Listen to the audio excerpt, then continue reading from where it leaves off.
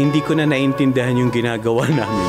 My God, kaya ba namin to? Parang wow, ano ba to? Ang daming blessings. Thank you, Lord. Pero paano pa namin to tatapusin?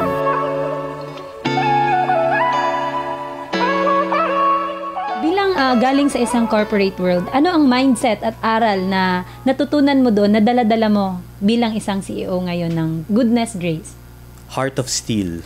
Kasi talagang haharap ka sa maraming challenges. Di ba sa corporate? Ganun din naman. Talagang haharap ka sa maraming tao, maraming sitwasyon na susubukan ka. So, kailangan hindi ka magpapatalo, hindi ka man lalambot, parang panghihinaan ng loob, rather. So, yun yung dala ko, na kahit na minsan hindi ko na naintindihan yung ginagawa namin. Kasi may ganun na-overwhelm ka na. Dahil sa, for example, may mga panahon na sabay-sabay yung mga malalaking events. Tapos, minsan 8 events sa isang araw. Parang, my God, kaya ba namin to?